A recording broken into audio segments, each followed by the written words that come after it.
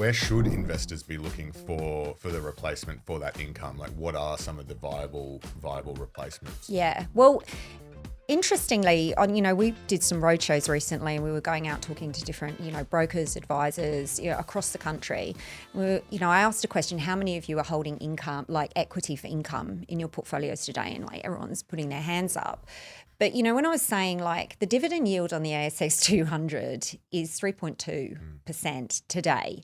So if you frank that, you're getting another % on top of it, right? That's quite rubbish from an income perspective. Yeah. I mean, it's good from an equities perspective, but from your world, it's like, and essentially, remember, we go back to our capital stack here. Like, remember, equity is the most risky. So I should be paid the most to be sitting up here, yeah? I should be paid the least for sitting down here, right? That's actually, that's not what's happening today. At the moment, you're being paid more to sit here and here than you are up here.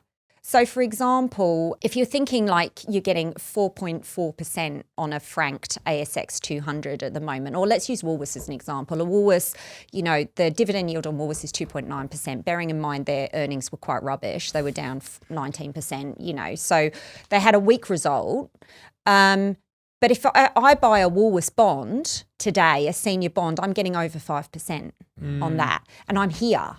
I'm holding it up again. I'm in the green bit. Yeah. I'm not in this jazzy bit. Yeah. Like so essentially, this is what's happening at the moment, and this is why fixed income is such an attractive opportunity space at the moment, because it's lower volatility, there's heaps of opportunity, and yields are back. Yields are back, bonds are back. Yeah, bonds are back, and like we see it in what's coming through our like a pipeline of experts and different funds coming to market, and fixed income is back, bonds are back. Also, private credit is the buzzy part of the market. It's like investors are chasing income at the moment, it seems. Yeah. So can you guys just give us a view on the different options available for investors looking to fill an income-sized hole in their portfolio, and why you think Australian public credit or Australian public debt is the better good choice? Yeah, it's the better spot.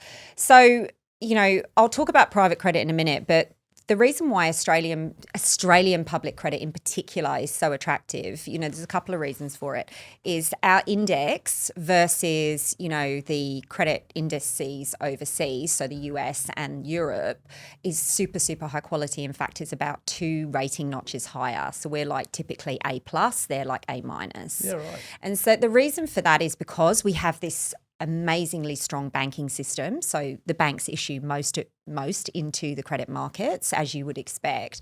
But we also have other really high quality businesses which have highly regulated cash flows, but also are inflation linked. And so if you think about what's issuing into Australian public credit universe, actually 60% of our issuers are unlisted. So you can't get hold of these issuers through the traditional equity markets. So it does give you that element of diversification. Oh, okay. Can you just give us an example of some of those big ones? Yeah. So Sydney Airport, Port of Brisbane, Port of Newcastle, Transgrid, which is electricity, utilities, distributions, poles and wires in the street, that type of stuff, which is, monopoly infrastructure. Really, really high quality, but also they need a lot of debt because they've got a lot of stuff to do. So, for example, the energy transition has meant a lot of these guys are actually having to issue more debt because they have to make transitions and provisions for us rolling into renewables, etc., and how the grid is going to cope with that. But also, if you look at Melbourne Airport did a hybrid, corporate hybrid recently, which is wholesale only. So, it's suitable for purpose. But they're building a 3rd runway. And so they need a lot of capital up front. They don't want to damage their credit rating because that's really important for their senior debt. So what they do is they issue a corporate hybrid. This is a growing space in the debt capital markets in Australia, which means it has equity and debt-like characteristics.